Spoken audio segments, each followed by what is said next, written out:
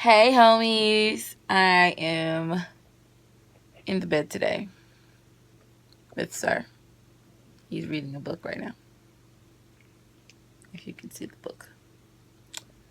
And I'm going to be showing you how to make wine jello for Valentine's Day. And I thought it was an appropriate opener for a Valentine's video when I'm with my Valentine. And plus, I was just lazy. It did not feel like doing one of those amazing openers that I always do. But I wanted to get this video to you so you can have time to decide if you want to make it for your Valentine's Day party or if you want to make it for you and your boo. Talking about the jello? Yes. It was delicious. It was very delicious. You gonna make some more? No. Why not? Because I liked it. that was your Valentine's Day present. But you made it before Valentine's Day, so you should make it again. I know. To be early is to be on time. To be on time is to be late. To be late is unacceptable. So if I do it on the day, then I would be on time. That makes me late. So you got it early, which is a great thing. Well, it's still early, so you can make it again. No, it's late now.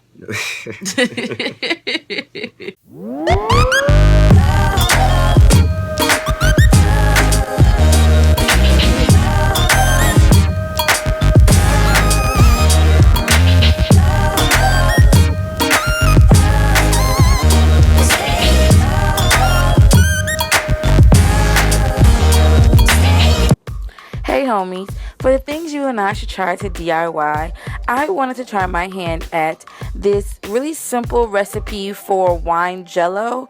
It will be a great dessert for you and your boo on Valentine's Day, or if you are throwing a Valentine's soiree, you can serve it to your guests. And here's what you are going to need to make this wine jello. Raspberry jello, which was really good, and watermelon jello because I want it red and pink.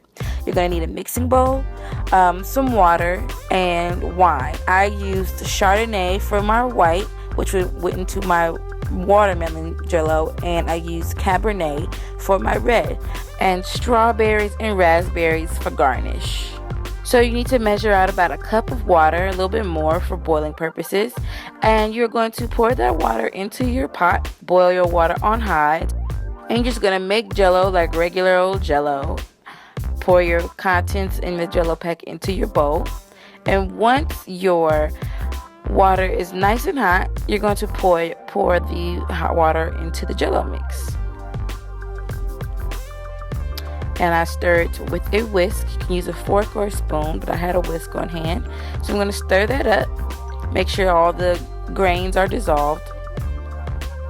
Then I take about a cup of chilled red wine.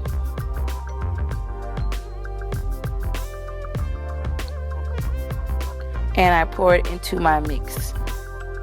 This serves as usually the cold water that you put in, but you want to put the cold wine into your jello mix. And then overnight, you put it in the refrigerator, and it comes out as gelatin in the morning.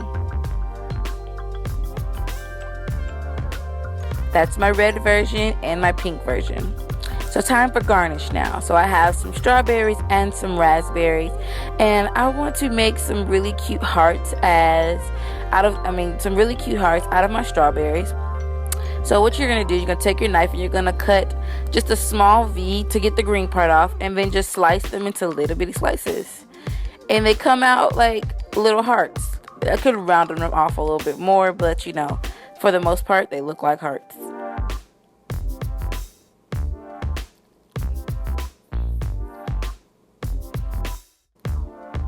And there you go. So now I'm going to go on and finish the garnish. I'm just going to cut a couple more hearts out of my strawberries.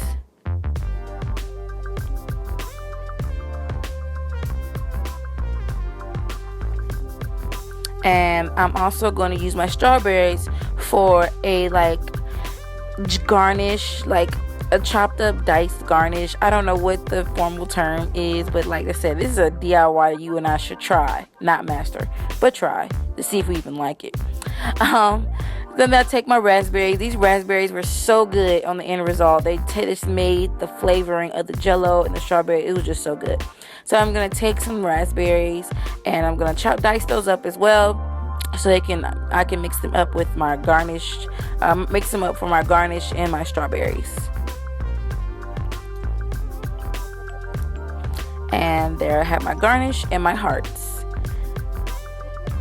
So now I'm going to do the most difficult part. There are so many different ways to probably do this section. I had a cookie cutter, heart-shaped cookie cutter, and I just put my cookie cutter in the jello. Like I saw on Pinterest that a lot of people did it this way, but I don't know, it wasn't as simple as it seemed, and they didn't come out as clean. So I would suggest next time when I do this project, I'm going to use the molds, like the ice tray molds.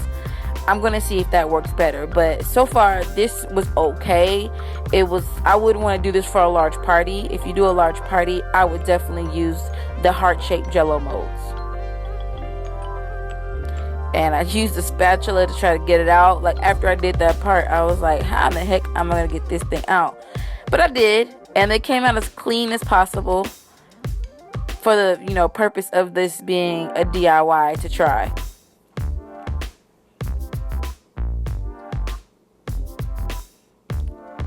Being very careful. But see, it came out pretty nice and heart-shaped still.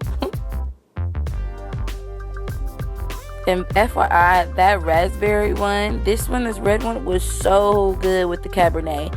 It was so good. The other one I did was with watermelon and Sauvignon Blanc. And I just think I'm not partial to watermelon. I should have used a different flavor, but I wanted that pink. And this is how they came out. I just cleaned up the plate a little bit. Yeah, it tore a little bit, but, I'm just going to try to make it pretty with my garnish right now.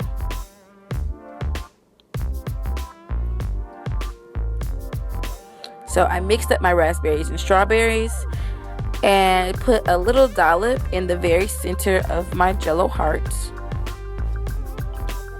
And put my strawberry heart right in the middle.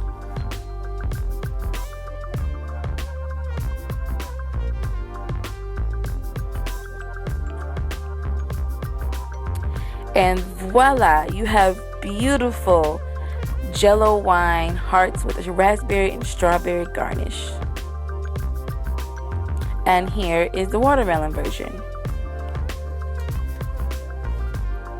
Hey homies, you can find more DIY tips and tutorials at thehandyhomegirl.com and stay up to date by subscribing to my blog and my YouTube channel.